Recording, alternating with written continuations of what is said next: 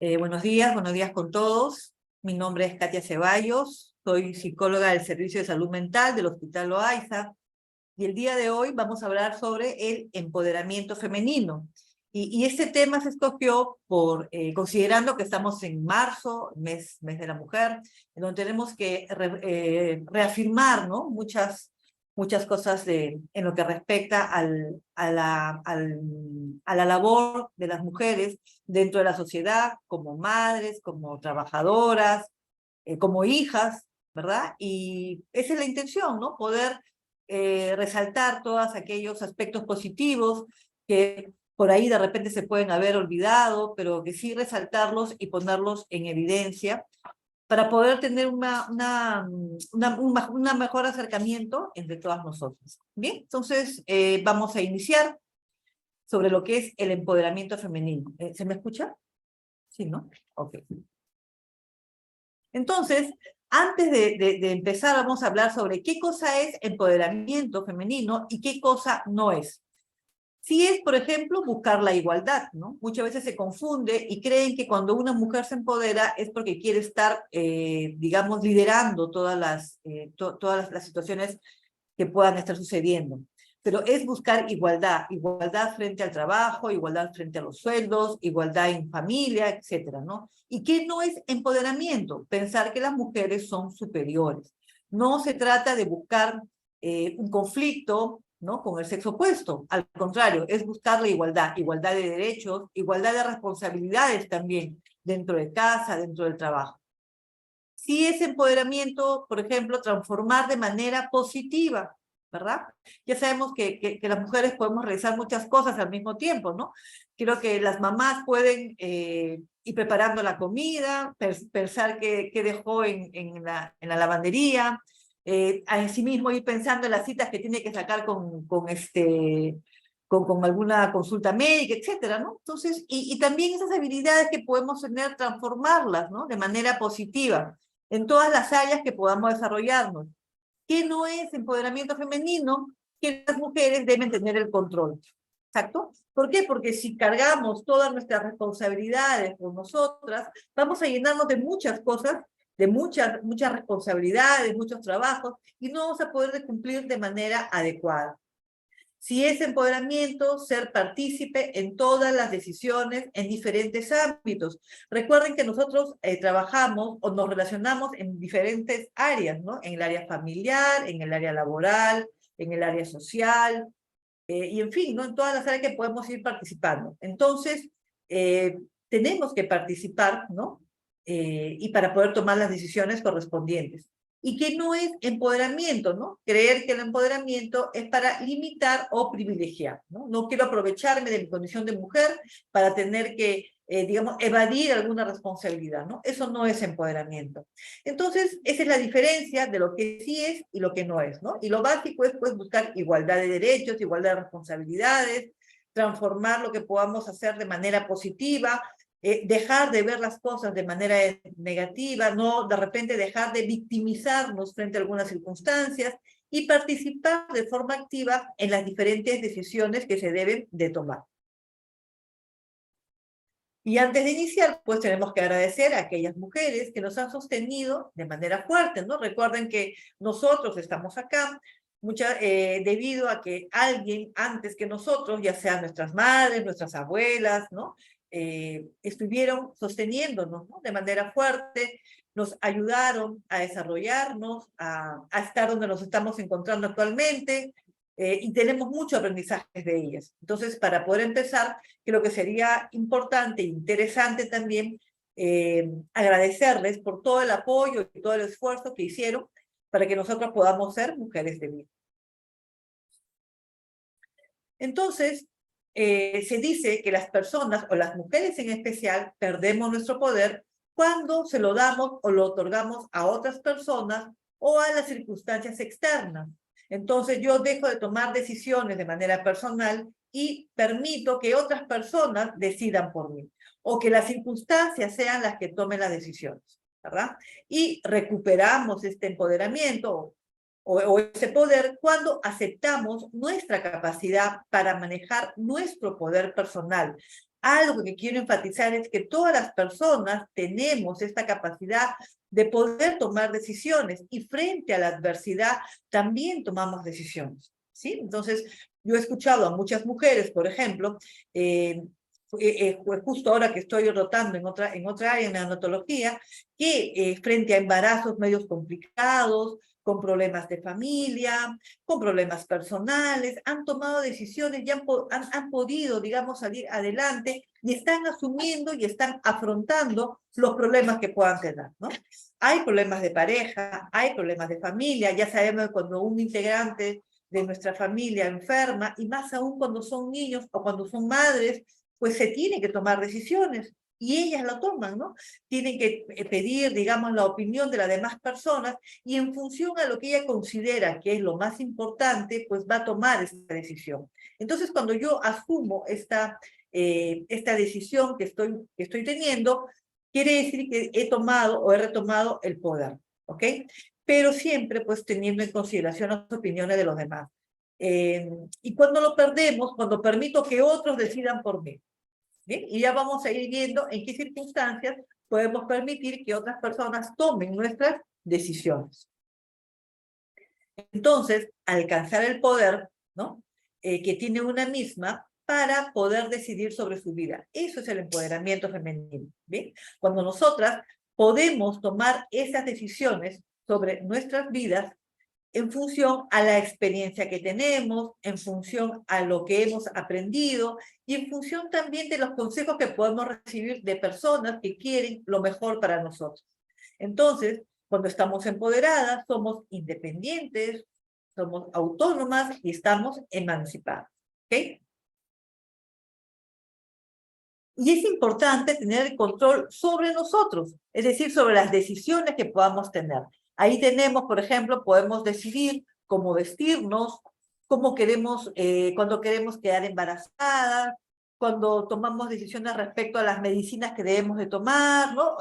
Siempre y cuando pues estén estas recetadas por los médicos o los especialistas que estamos acudiendo, en fin, ¿no? Sobre nosotras mismas, sobre cuántas cosas tenemos que decidir nosotros, ¿ok? No esperar que los demás decidan por nosotros, ¿no? Y también sobre nuestro entorno, por ejemplo, la manera en que participamos en nuestro núcleo familiar o en nuestro contexto laboral, ¿no? Son decisiones que tenemos que ir tomando en función a lo que nosotros queremos, ¿no? Y que pensamos que también cubren una necesidad, ¿sí? Muchas veces nos cuesta decidir sobre aspectos muy personales. Por ejemplo, yo tenía una paciente que me decía que su pareja le decía, estos libros puedes leer, estos de acá no leas. Y me decía, ¿no? Que ya la curiosidad, ustedes saben que lo que más se prohíbe es lo que uno más quiere, ¿no? Entonces me decía, ¿por qué no quiere que lea esos libros, no? Y eran libros de repente de feminismo, eran libros donde pues contaban historias de mujeres que se habían separado cuando no tenían buena relación en la pareja, ¿no? Pero él escogía los libros que debía de leer. Él le decía, por ejemplo, ¿qué trabajos, no? Él le decía, tienes que renunciar al trabajo porque estás dejando de lado a la familia, ¿no? Y ella no quería hacerlo. Entonces, frente a ese tipo de circunstancias, ¿no? En donde los demás, o la pareja, o la familia muchas veces, toman las decisiones que para ellas son importantes, ¿no? Ahí ya estamos perdiendo el poder. ¿Sí? Hay muchos prejuicios, hay muchos mitos sobre las mujeres que trabajan y dejan pues a la familia, ¿no? Y no es que dejen a la familia, sino que tenemos que aprender a compartir nuestro tiempo y también a estructurar nuestro tiempo de manera adecuada. Pero por otros problemas, ya sea de familia o de pareja, ¿no? Muchas veces pues se genera culpa en estas personas y terminan tomando decisiones más para agradar o favorecer o de repente dando razón a los demás que a uno mismo. ¿Bien? Entonces recuerden que las decisiones son personales y tenemos que también analizar el entorno, el contexto, para poder decidir de manera adecuada. Y también es algo que tenemos que considerar que este empoderamiento femenino tiene dos versiones.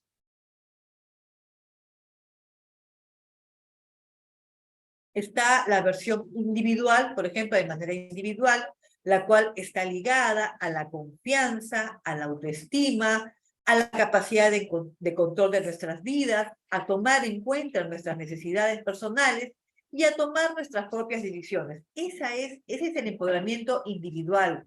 Tiene mucho que ver, pues, con todos estos factores, ¿no? Con autoestima. Una persona que tiene una baja autoestima va a ser muy difícil que tome una decisión, ¿no? Va a permitir que otras personas tomen el control de sus vidas, sus necesidades personales las va a postergar, ¿verdad? Y también algo que se nota, por ejemplo, es que va a tener poca confianza de sí.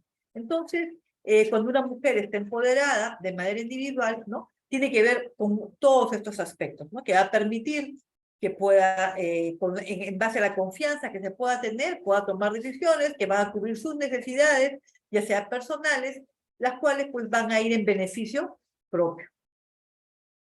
Y también está, digamos, el empoderamiento colectivo. Y este se centra en la participación y la defensa de los derechos e ideales en grupos afines para lograr cambios sociales y políticos. ¿Okay? Entonces hay muchos colectivos feministas, ¿no?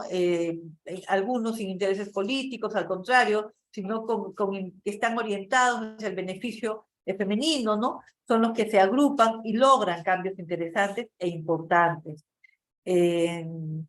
Recuerdo que una marcha que participé fue en marzo también, cuando la violencia doméstica ya estaba, pues, estaba llegando a puntos bastante altos. Hicimos una gran marcha en la cual, pues, me enorgullezco de haber participado, ni una menos, ¿no? Donde fuimos un grupo bastante grande, donde no hubo violencia, todo lo contrario, ¿no? Todas teníamos el mismo objetivo de hacer notar y hacer sentir nuestro rechazo a lo que es la violencia, ¿no? Al menos fue una marcha que convocó a muchas mujeres, y no solamente mujeres, ¿no? Porque fue una marcha en la cual participaron mujeres, hombres, iban familias, por ejemplo, ¿no? Porque ya el prender el televisor todos los días y escuchar todas las tragedias que estábamos viviendo, ¿no? Por ser mujeres, pues eran que chocaban, ¿no? Y decíamos, algo tenemos que hacer, ¿no? Entonces, fue antes de pandemia, recuerdo, y fue una gran marcha, ¿no? Una gran marcha y pudimos expresar todo este rechazo. Recuerdo que empezó por el Ministerio de Salud, y terminamos en el Palacio de Justicia, ¿no? Fueron horas caminando y mostrando este rechazo. Entonces, y así podemos ir, digamos, presentando diversos colectivos, ¿no? Y así seguramente se van a presentar cuando se tiene un mismo objetivo. Se tiene un mismo objetivo y tiene, digamos, este sentido social. ¿Bien? Entonces, ese es el empoderamiento colectivo. Entonces, recuerden que el empoderamiento individual y colectivos van unidos. Es decir, no basta con hacer los cambios personales necesarios, sino que también es fundamental que se produzca un cambio en el nivel colectivo. Basta que una persona, una mujer, decida, digamos, empezar a hacer cambios a nivel personal, que favorezcan el entorno, que favorezcan a la familia, para que se produzca un cambio a nivel también colectivo, a nivel social. ¿Bien? Esos son los empoderamientos que el individual va a llevar al empoderamiento también colectivo. ¿Ok? Entonces, de esto hablamos cuando hablamos de empoderamiento, que tienen que ir unidos y que tenemos que ir con una causa en común, ¿no? Con un objetivo en común, perdón. Ya se ha visto que a nivel social influye mucho, ¿no? Influye mucho. De pronto por ahí, en el siglo pasado, comienzos del siglo pasado, pues un grupo de mujeres se dieron cuenta que por qué no podían ellas tener la capacidad de votar, ¿no? A los representantes de una determinada comunidad, un determinado país. Y eso motivó, pues, para que ahora nosotros también podamos ir y dar el voto correspondiente, ¿no? ¿Por qué esa diferencia de sueldos, ¿no? También se trabajó eso y también a manera individual empezaron y después ya se formó todo lo que estamos acá trabajando, ¿no? Recuerden que también antiguamente era muy difícil que una mujer pueda estudiar en una universidad. Entonces, muchas veces se vio que mujeres, que porque querían estudiar y querían pues lograr sus títulos universitarios, tuvieron que disfrazarse de varones para poder estudiar. Entonces, como una idea de manera individual terminó siendo, digamos, se produjeron muchos cambios a nivel colectivo, ¿no? Y eso permitió, pues, que muchas podamos estudiar, muchas podamos estar en cargos importantes, y eso, pues, fue en beneficio y en favor de las mujeres. Y esto es el empoderamiento, ¿no? Antes era más difícil, ahora ya no. Ahora ya vemos de repente que hay mujeres que asumen cargos importantes, vemos a mujeres que están logrando cosas importantes, interesantes, que empezó a nivel individual, pero que ahora ya se hizo de manera colectiva. Y a nivel de familia también se está observando, ¿no? Quienes dirigen las familias, quienes dirigen muchas veces los negocios familiares son las mujeres, ¿no? Entonces, también se está observando, ¿no? Cómo este empoderamiento individual va a llevar a cambios positivos, digamos, a nivel colectivo, a nivel grupal. Entonces, se ha encontrado dentro de las investigaciones que se han realizado que las mujeres están empoderadas cuando se enfocan, por ejemplo, en estas áreas que les voy a mencionar, ¿no? Por ejemplo, en resolver. Una mujer se empodera cuando tiene esta capacidad resolutiva, cuando tiene esta capacidad de resolver, ¿no? Por ejemplo, muchas veces frente a los problemas, frente a las tragedias o frente a los problemas difíciles que podemos vivir, ¿no? El desahogarse con amigos y familiares no es la solución de nuestros problemas, ¿no?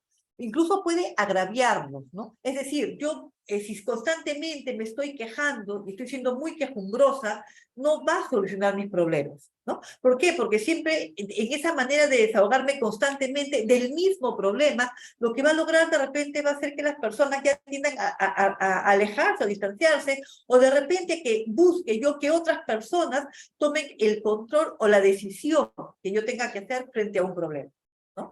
Entonces, mientras nos quejamos, solo estamos enfocados en el problema y descontamos nuestra capacidad de resolución, ¿no? Siempre estoy buscando a alguien quien me pueda brindar la solución, a alguien que me diga qué es lo que tengo que hacer, a alguien que me diga, ¿no?, qué decisión tomar. Y en el fondo lo que estoy haciendo es trasladar mi decisión hacia otra persona. Entonces, es importante que las mujeres siempre pensemos en las alternativas de solución. Esa capacidad resolutiva frente a un problema va a permitir que yo empiece a empoderarme, ¿no? Si me equivoco, es parte, ¿no? Ahora, es parte, digamos, del aprendizaje. También tenemos que ver qué tipos, ¿no? Qué tipos de situaciones en las que podemos, digamos, resolver y podemos equivocarnos, ¿verdad? En Japón, por ejemplo, la palabra me equivoqué no existe. Ahí dicen, así no se hace. Así no se soluciona, ¿ok?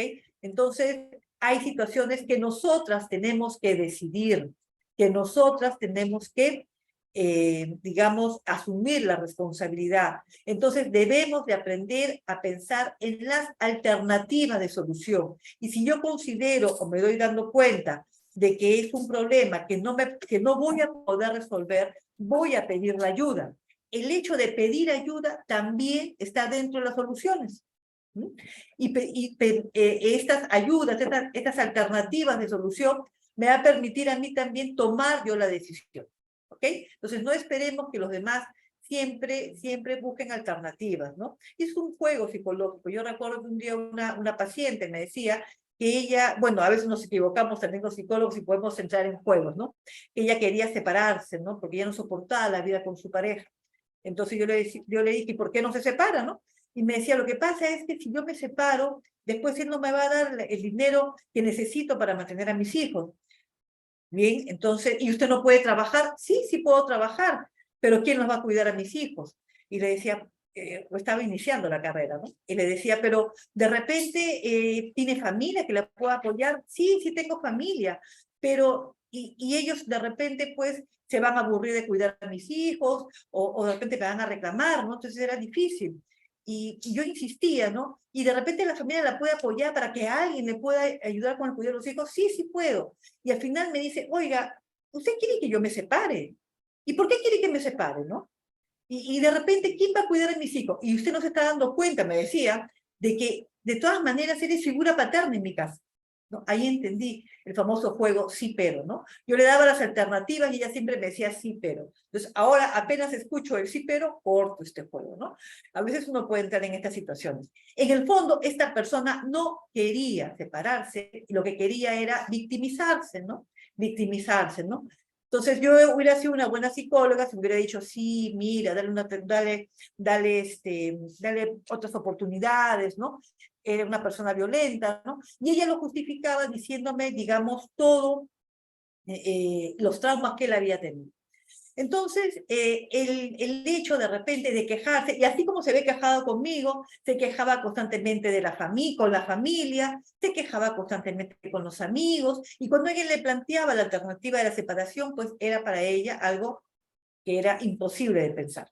Entonces, ya estas personas son difíciles, en el fondo no van a poder tener digamos, resolver sus problemas, pero en aquellas personas que de repente buscan asesoría, buscan alternativa de solución y toman la decisión, sí, ¿no? Recuerden que cuando uno ya resuelve un problema, ya empieza a empoderarse. Yo no digo que la separación sea la única alternativa, digamos, de repente la separación, un problema de familia, un problema de pareja, esté dentro de las últimas alternativas, ¿no? Pero, porque uno tiene que agotar todas para llegar a una separación, pero al menos sí tenerla como una alternativa, ¿bien? Entonces recuerden, el resolver problemas, ¿no? Es el inicio de empoderarse, ya sea a nivel de familia, a nivel de pareja, ¿no? Frente a un trabajo de repente que tenga que tomar decisión, que estoy trabajando y de pronto me plantean otra alternativa, ¿no? De trabajo, entonces tengo que analizar las cosas, ¿no? Tengo que pensar, y cuando resuelvo, ya estoy empezando a empoderar, ¿ok? Otra manera como empezamos a empoderarnos es cuando reconocemos nuestras emociones, ¿no? Ayer me decía una paciente llorando, me decía, yo lloro, pero también me río, mire, ¿no? Está pasando por una situación muy difícil, ¿no? Y era porque a ella le han enseñado que cuando esté triste tiene que sonreír siempre. Cuando esté frente a un problema tiene que sonreír siempre para que los demás la vean alegre, ¿no? ¿Y por qué disfrazar una emoción? ¿Por qué no decir si me siento triste, necesito un abrazo, ¿no? ¿Por qué? Porque para ella la tristeza es sinónimo de debilidad. Entonces siempre tiene que estar riendo, ¿no? O sonriendo. Y era un poco triste en verla ayer llorar y al mismo tiempo sonreír. Llorar, riendo, llorando, ¿no? Para mí me afectó mucho, ¿no? Y le decía, no te preocupes, tienes el derecho de llorar, reconoce que estás triste, estás pasando por un momento difícil, estás triste y en este momento necesitas llorar. No tienes que sonreír porque estás atravesando por una situación difícil.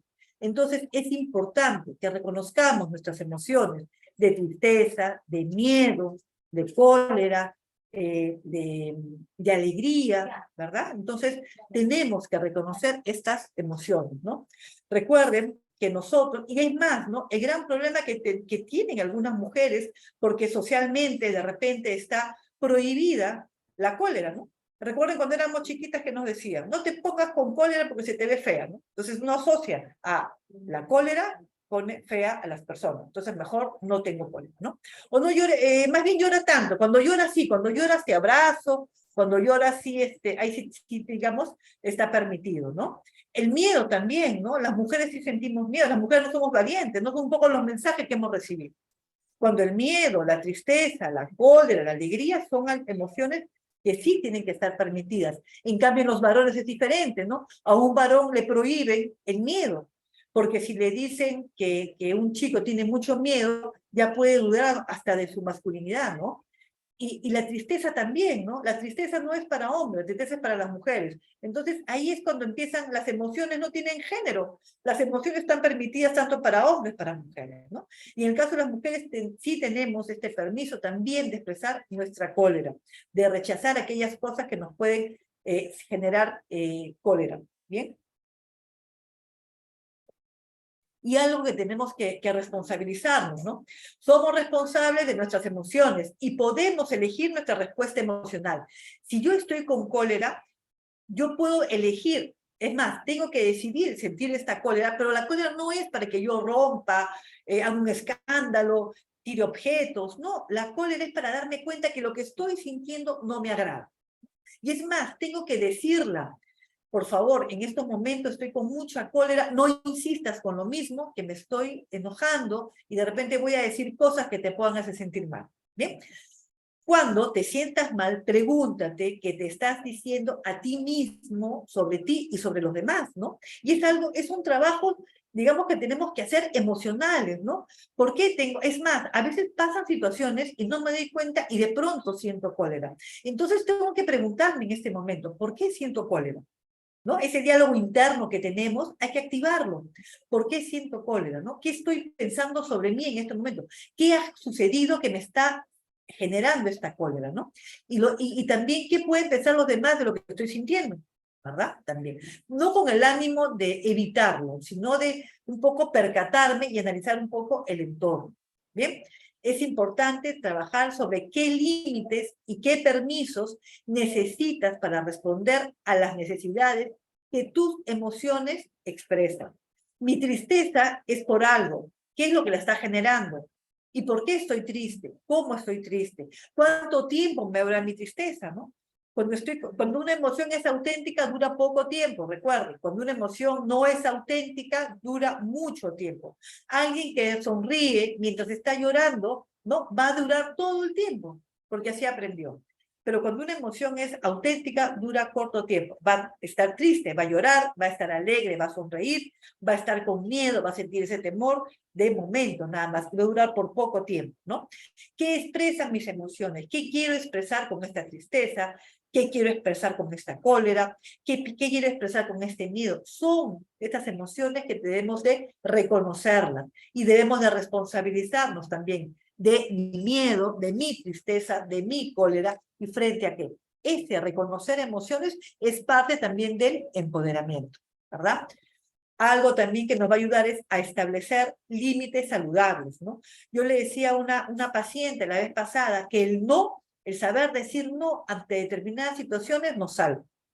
Nos puede evitar un embarazo, nos puede evitar un accidente, nos puede evitar una enfermedad de transmisión sexual, nos puede evitar, digamos, desaprobar un curso. Entonces tenemos que establecer estos límites saludables, ¿no? Y aprender a decir no también en determinadas circunstancias.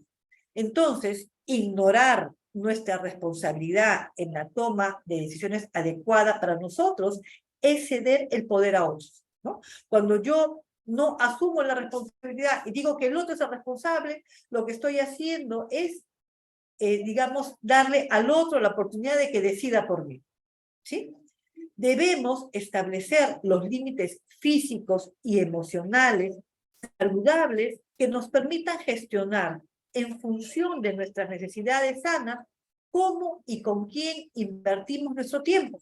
¿Okay? Yo tengo que ver con qué personas puedo relacionarme socialmente que van a influir de manera positiva en mí, que pueda yo sentirme bien con estos grupos, con estas personas, ¿no? No fingir en un grupo en el cual no me permita sentirme bien, ¿no? Alguien me decía por ahí la vez pasada, yo quiero siempre agradar a los demás, ¿no? Y cuando estoy en un grupo de personas y siento que no agrado o que de pronto me quedo muy callado, no genero impacto en los demás, me siento mal.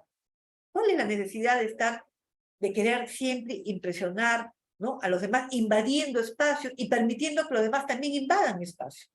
Recuerden, ¿no? Por ejemplo, pónganse ustedes, extiendan su mano y desde el hombro hasta la punta del dedo, ¿no? Índice o... ¿sí? Este es tu espacio, ¿no? Todo lo que gira alrededor de ustedes, de su brazo hasta la punta de su mano, es su espacio vital. Cuando alguien se aproxima y ya está invadiendo mi espacio, yo me siento incómoda, ¿verdad? Por eso es que en el ómnibus, cuando estamos y alguien se aproxima mucho y está invadiendo mi espacio vital, ya me siento incómoda. Entonces, por eso es que muchas veces volteamos y decimos, ¿no? Más aún ahora en COVID, por ejemplo, que hemos estado en COVID, ¿no? Teníamos que mantener estas distancias, teníamos que mantener estos límites físicos, ¿no? Eso ayudó un poco, pero ahora que ya parece que la gente se está olvidando, pues muchas veces invaden estos espacios. Y eso pues también es perjudicial. Entonces hay que aprender a establecer estos límites físicos, ¿no? De proximidad y también los límites emocionales, ¿no? Saber decir, no, si yo reconozco que tal persona me genera, los comentarios que puede hacer me genera fastidio, me genera incomodidad, ¿no? Me genera cólera. Entonces, ¿para qué voy a continuar manteniendo esa relación? Simplemente mantengo la distancia ¿no? Y establezco el límite, ¿ok? Yo le digo mucho a los adolescentes, ¿no? Cuando vayan a reuniones y no conozcan a personas, y creo que en casa también lo dicen, no recibas nada de nadie, ¿ok? Porque es peligroso, ¿no? Estamos viviendo un momento muy difícil, estamos observando muchas cosas a nivel social, entonces hay que aprender a decir no, distanciarnos de personas que nos generen estas emociones, digamos, incómodas, ¿no? Hay que aprender a decir no. Y esto, establecer estos límites también es parte del empoderamiento, ¿no? ¿Por qué? Porque ya me voy cuidando y tiene que ver con el autocuidado, ¿no? Con todos estos aspectos que les estoy mencionando. También recuerden que es importante dentro del empoderamiento de las mujeres es disculpar, ¿no? Muchas veces se habla del perdón, y muchas veces el perdón se asume como un sinónimo de las disculpas, y son cosas totalmente diferentes, ¿no? Perdonar es todo un proceso. El perdón incluye muchos aspectos y alguien no puede perdonar de la noche a la mañana cuando ha sentido o se ha sentido que ha sido afectada de manera física, de manera psicológica, a nivel social, etcétera, ¿no? Cuando alguien ha sido víctima de alguna situación adversa, cuando ha tenido estos problemas digamos, emocionales, pues es difícil poder disculpar a las personas, perdón, perdonar a las personas, sino todo lo contrario, ¿no? Muchas veces se hace más difícil. Y se dejan influenciar por otras personas y les dicen, yo he tenido pacientes que han venido a consulta y me han dicho, ¿no? En mi familia me dicen que porque yo no perdono, me sigo sintiendo mal. Que hasta que yo no perdone, voy a seguir con mi depresión, ¿no?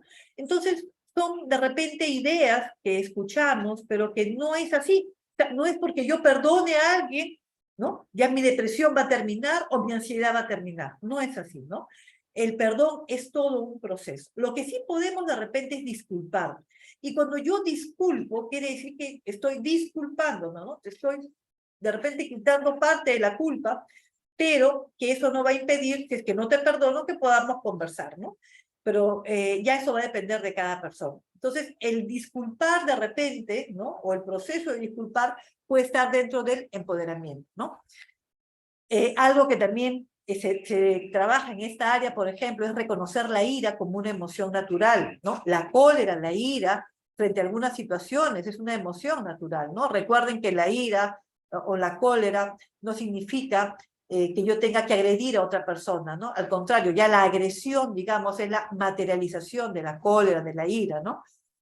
Guardar rencor solo perjudica a quien lo experimenta. Por eso que yo disculpo, pues, ¿no? Pero no perdono, ¿no? O puedo perdonar, pero es todo un proceso. Yo lo voy a trabajar, ¿no? Yo lo voy a trabajar. Pero vivir con esta cólera constante, que cada vez que te vea el hígado se me ponga como paté, por ejemplo, ¿no? Eso va a perjudicar definitivamente la salud física y emocional, ¿no? Es importante encontrar calma y seguridad interna. Entonces, hay personas que hay personas, por ejemplo, que deciden ignorar a la persona o deciden no hablar a una persona que les causó mucho daño, ¿no? Si esta persona es ajena a su familia, si esta persona es ajena o no es una persona importante para su vida, pues el hecho de ignorarla, ¿no? Es una alternativa, porque va a evitarse muchos problemas, ¿no? Si por ahí sabe que esta persona siempre tiende a indisponer, siempre tiende a dejar mal a otra persona, habla mal de uno mismo, habla mal de uno, perdón, y indispone frente a la jefatura, frente al grupo de amigos. Entonces, ¿para qué voy a mantener una relación, digamos, fingir que me llevo bien con esta persona, ¿no? Entonces, el ignorar, ¿no? El ignorar muchas veces va a ayudar. El perdonar o el disculpar implica sobreponernos y retomar de nuevo nuestra capacidad de disfrute. ¿Bien? Cuando yo reconozco que tal persona me causa fastidio, que no la tolero, ¿no? Entonces ya sé que no voy a compartir con esa persona, pero sí puedo, digamos, tener esta capacidad de disfrutar con otro grupo de personas. ¿Bien? Entonces, y más aún, si no son personas importantes en nuestra vida, pues eso no va a generar ningún inconveniente. ¿Ok? Bien, entonces recuerden, perdonar o disculpar va a depender mucho de las personas, ¿no? Y esto, pues, si se perdona en buena hora, aquel que decide perdonarlo, pero aquel que no decide, pues eso ya no es tampoco ni siquiera para criticar o para comentar, son decisiones personales y cada quien tiene sus motivos por qué no lo realiza y se respeta, ¿bien? También es importante dentro del empoderamiento conocer nuestros valores, ¿verdad? Todos tenemos una escala de valores, es más, todos actuamos frente a una escala de valores, ¿no?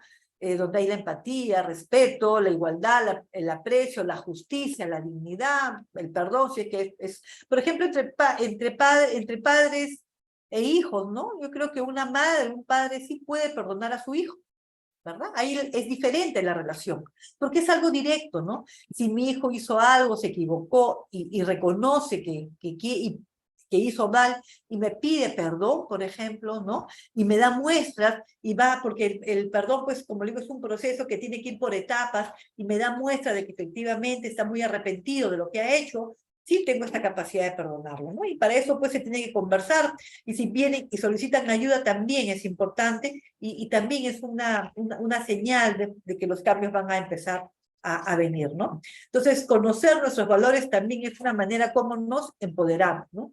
Si no conocemos nuestros valores, vamos a la deriva, ¿no? Alguien que vive, que no tiene una escala de valores o que le saca la vuelta a su escala de valores, pues va a ser complicado también, ¿no? Y por eso, pues, tenemos que ver, ¿no? Que conocernos y también hacernos un autoexamen, ¿no? Para mí, ¿qué es más importante dentro de mi escala de valores? ¿Qué es lo que yo considero que es lo más importante? Entonces, debemos gestionar y priorizar nuestros valores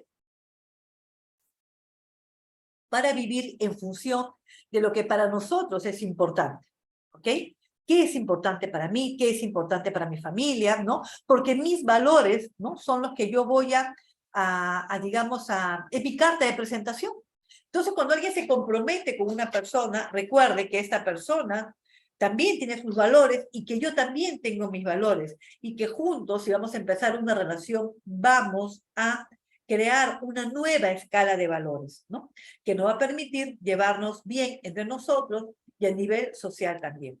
Recuerden gestionar y priorizar, ¿no? Nuestros valores y vivir en función, ¿no? Para qué cosa es importante para mí, qué cosa es importante para mi familia, qué cosa es importante para mis hijos, ¿no?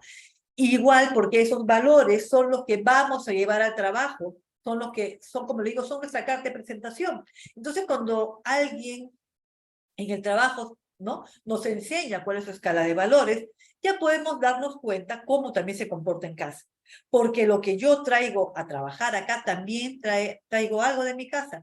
Tal como me comporto en mi trabajo, también me comporto de manera muy parecida en casa. Es lo mismo, ¿verdad? Puedo tener diferentes roles. En casa puedo ser mamá, en la calle puedo ser, digamos, transeúnte, en un centro comercial puedo ser una visitante, ¿no? En casa de mi mamá o mi papá puedo ser hija, ¿no? Pero son diferentes roles, pero mi comportamiento va a ir va a ir a la par, ¿no? Entonces, tal como me comporto en mi casa, con mi familia, con mis amigos, igual me voy a comportar en mi trabajo, ¿ok?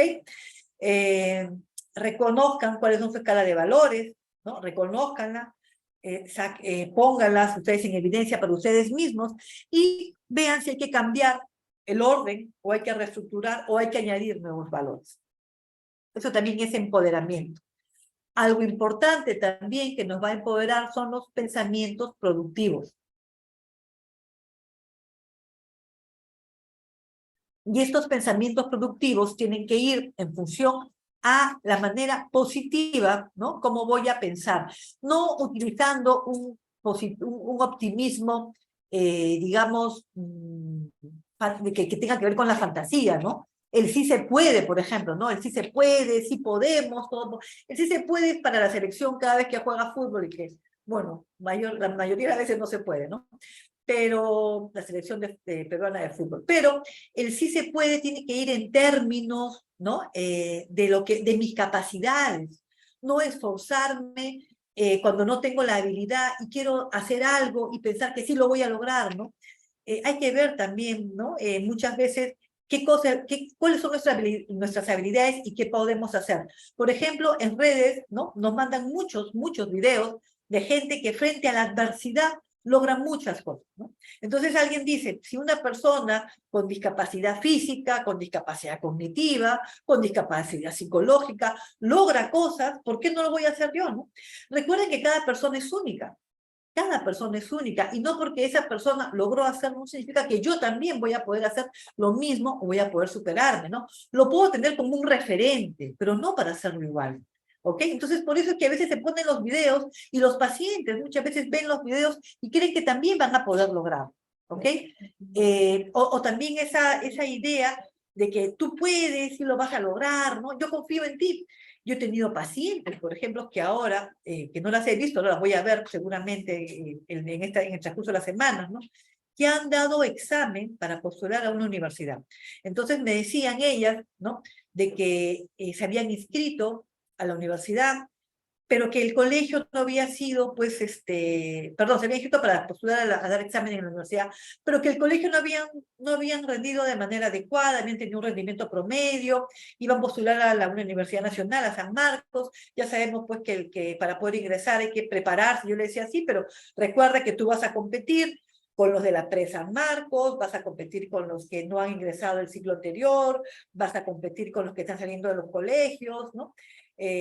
Con gente que tiene 3 años preparándose para postular, entonces tú no has tenido un buen rendimiento en los últimos 5 años en el colegio, has entrado a una academia por 3 meses, ¿y qué posibilidades crees tú que tengas de ingresar, ¿no? A la universidad?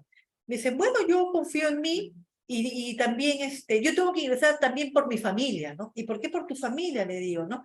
Porque mi papá tiene la esperanza que yo voy a ingresar, mi mamá también, ya mi familia sabe que yo voy a postular y todos ya saben que yo tengo que ingresar.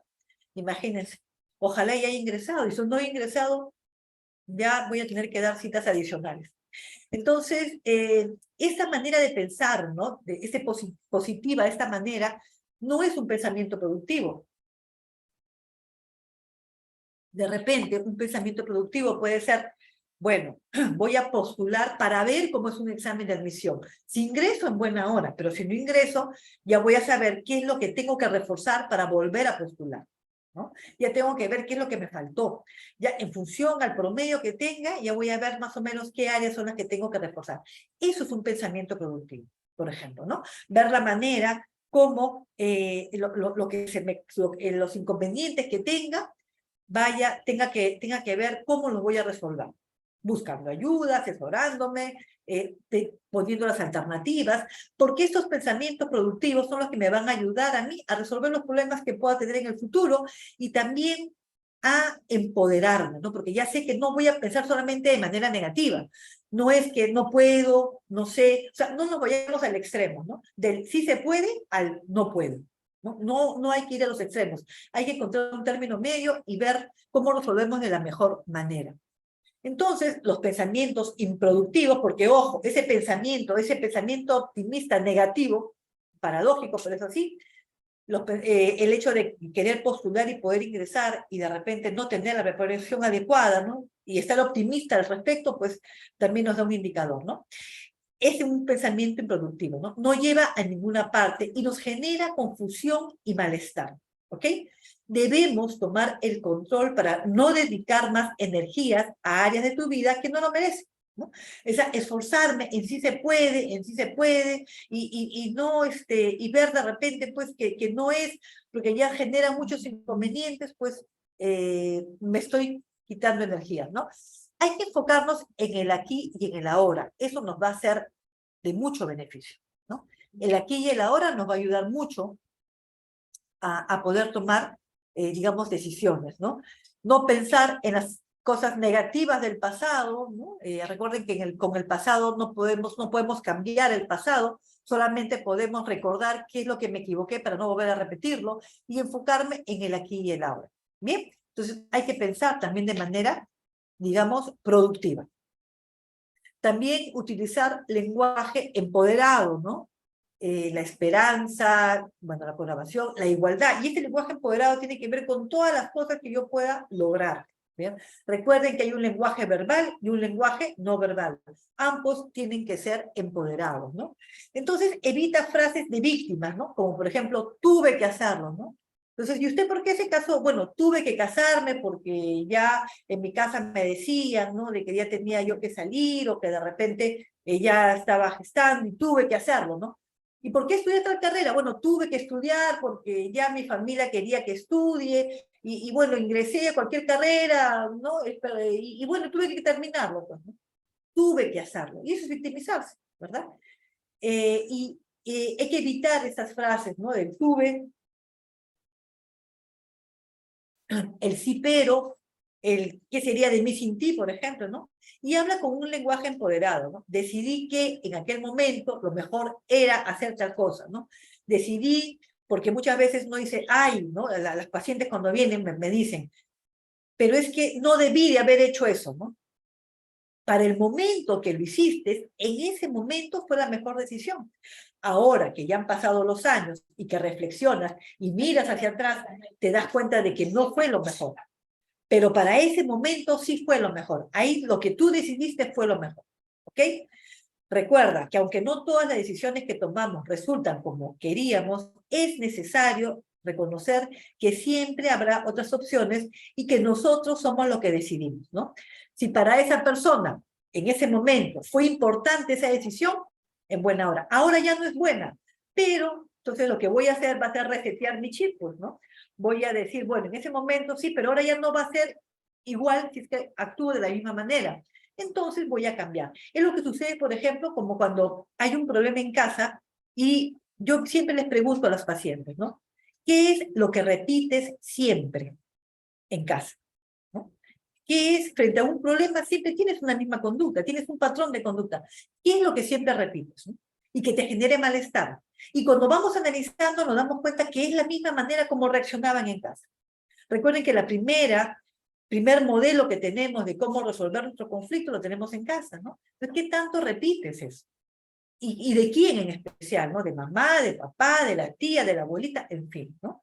Entonces, y es así, de repente, y si en casa la mamá o la abuelita o la tía siempre se victimizaban, pues siempre lo que se va a repetir, ¿no? Y va a ser como una cadena que estamos repitiendo, porque si tenemos hijas también van a repetir lo mismo. Entonces viene el hecho de victimizarse desde la abuelita, la mamá y la hija.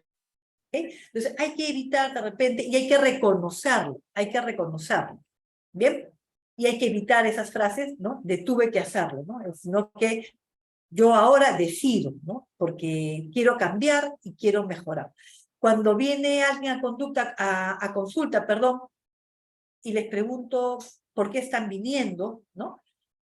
Al final yo tengo que decirles, cuando uno viene al psicólogo, viene a hacer cambios.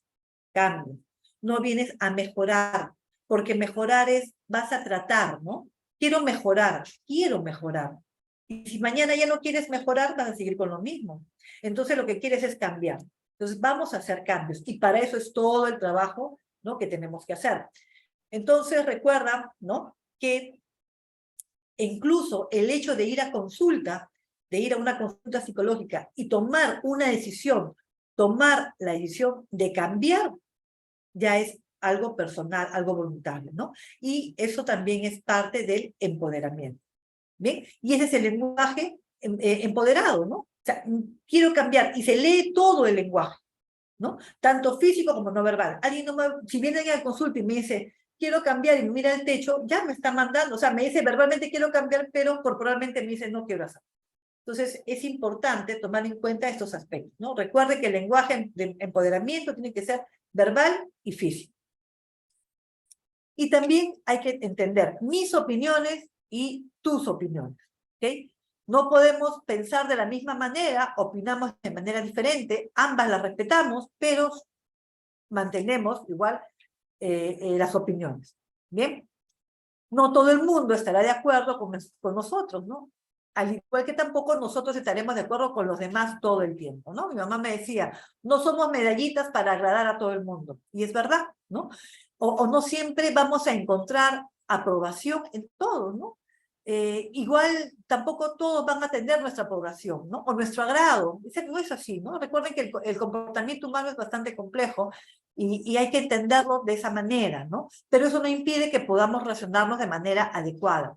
Entonces, evalúa la parte que que le sirva de las críticas que recibe, pero no permite que la opinión de nadie afecte tu autoestima, ¿no? Entonces, si alguien viene y me hace un comentario o una crítica, ¿no? Yo tengo que entenderla de la mejor manera, ¿no? Porque hay críticas y críticas. De repente, por ahí un psicólogo decía que no hay crítica positiva, ¿no? Y eso genera muchas polémicas, ¿no? Entonces, porque crítica es crítica, decía. Pero de repente sí podemos escuchar comentarios o críticas positivas, ¿no? De personas que quieren lo mejor para nosotros. Y si yo evalúo que esta persona me lo está diciendo de manera auténtica, pues voy a tenerlo en consideración. Pero si alguien viene y me critica, me descalifica, no me valida, ¿no? Y eso, y lo doy como verdad, entonces eso va a afectar mi autoestima si es que le doy el valor que no tiene, ¿no? Entonces alguien me dice, lo que pasa es que a mí siempre me dicen que yo no hago nada bien. Siempre me dicen que yo siempre me equivoco, que que yo no estoy apta para hacer determinadas cosas, ¿no? Entonces, ¿y es así? No, porque yo me esfuerzo, yo he estudiado, sino que siempre ven el defecto, ¿no? Siempre me están viendo el defecto. Entonces tenemos que analizar, ¿no? De repente sería bueno pues que hagas algunos cambios, ¿no? Y pide un cambio, ¿no? Pide cambio, si tienes la posibilidad de cambiar dentro de tu trabajo, pide cambio, ¿no? Que puedan validar.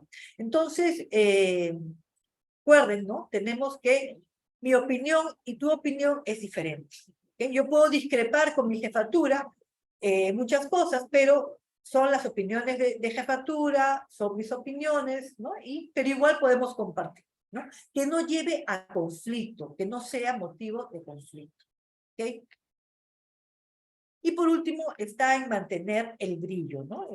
Siempre las mujeres, pues, parte de nuestro empoderamiento es tratar de estar siempre, pues, con esta disposición positiva hacia las cosas. ¿Bien? La duda y el miedo nos opacan, recuerden, ¿no? Si tengo dudas, tengo que buscar asesoría, ¿no? Y si tengo miedo, también tengo que ver, analizar si es un miedo real o un miedo no real. Muchas veces estamos más enfocados en los miedos no reales, ¿no? Cuando sientes protección, cuando me siento protegida, no importa destacar y atreverse a ser diferente, ¿no? Si yo tengo el respaldo, si me siento protegida por un grupo, por mi grupo familiar, por mi pareja, por mis hijos, por mi grupo social, por mis amigos, por ejemplo, ¿no? Si tengo esta protección y siento que son importantes para mí, definitivamente me van a ayudar a sopesar los miedos, ¿no? Yo tengo que encontrar quién dentro de mi grupo, quién es mi soporte emocional. Y es bueno tener una persona, un grupo de personas con las cuales podamos conversar, con las cuales yo pueda ser quien soy, a quien yo pueda decirle, siento miedo, no sé qué voy a hacer, ¿no? Y de repente, pues, escuchar en estas personas que para mí son de confianza, ¿no? Simplemente que me escuchen y que me ayuden un poco a encontrar mis alternativas de solución, ¿verdad? No escuchar críticas, no saben lo importante que es cuando alguien tiene miedo, encontrar una persona que le escuche, encontrar ese abrazo que uno necesita, ¿ok? Entonces, esos tipos de respuestas físicas, verbales y no verbales, también nos ayudan, ¿no? Y por eso, pues, tenemos que evitar opacarnos, ¿no? Cuando yo ya me siento protegida dentro de mi ambiente, ¿no? Cuando ya de repente hay personas que tienen muchas habilidades y tienen miedo a destacar. No se imaginan cuando alguien descubre una habilidad, ¿no? Y se atreve a establecer esa diferencia de los demás, es muy importante. ¿Bien? Yo he escuchado o he encontrado muchas personas en pandemia que de verdad se dieron cuenta de todas las habilidades que tenían y que no sabían. Y que justo en un momento de crítico, un momento de crisis, las pudieron encontrar. ¿Ok? No es malo pedir ayuda, no es malo expresar miedo, al contrario. Yo tengo miedo de aquellas personas que me dicen que no tienen miedo. Yo prefiero distanciarme, ¿no? Porque alguien que no dice no tener miedo es capaz de hacer cualquier cosa. Entonces, cuando alguien me dice yo no tengo miedo a nada, ay, gusto de conocerte, chao, ¿no? ¿Por qué? Porque a mí me da miedo. ¿Bien? Entonces, hay que recuperar ese brillo, hay que pedirle ayuda. No se imaginan cuando alguien viene a consulta y sale con un aprendizaje de la consulta y sale motivada, pues a mí me ayuda bastante, ¿no? A mí, como manera profesional, pues me siento a gusto, ¿no? Porque esta persona, pues, ha encontrado, ¿no? Un sentido, ha encontrado una respuesta, ha encontrado la explicación que de repente tenía, que le faltaba para poder sentirse bien, ¿no? Entonces esas cositas pues empiezan ya, y cuando uno ve el proceso de cambio durante las sesiones, pues es bastante importante. ¿Bien? Entonces, estos son los aspectos, ¿no?, que les quería mencionar respecto digamos, a lo que es el empoderamiento femenino, y que muchas veces los tenemos, y que de repente no los tenemos en cuenta, nos olvidamos, o los tenemos, pero no nos percatamos. ¿Bien? Entonces, bueno, a manera de repaso, ¿no? A manera de repaso, para ir terminando, ¿no? Vamos a mencionar cuáles son. Recuerden, son 7, ¿verdad? Uno es resolver. Recuerden que las mujeres tenemos esta capacidad de resolución. Reconocer nuestras emociones, ¿no? Establecer límites saludables. También está el proceso de disculpar. No tenemos por qué perdonar a todos ni disculpar a todos. También está el conocer nuestros valores, ¿no? Es importante hacer nuestra escala de valores. También está el pensar de manera productiva, de qué manera puedo yo incluso ayudar, y cuando estos pensamientos productivos son colectivos y se enfocan hacia el ayudar a los demás, son bastante positivos también y valiosos. El lenguaje empoderado, ¿no? ¿Cuál es mi lenguaje empoderado? Dejar de victimizarme. Mis opiniones y tus opiniones también importan, ¿no? Son opiniones válidas, tanto las mías como las tuyas. Y por último, pues el mantener el brillo, ¿no? Han sido ustedes muy amables. Creo que no hay preguntas. No hay preguntas. A ver, vamos a dejar de compartir un ratito para ver el chat. Acá hay una pregunta. Dice, cualquier duda o pregunta por este medio. Ah, gracias. Sí, ya decía, es amante del Hospital Oasis. Entonces, bueno, entonces creo que no hay preguntas, no hay mayores comentarios. Yo les agradezco el haber estado compartiendo conmigo esta mañana, o esta tarde.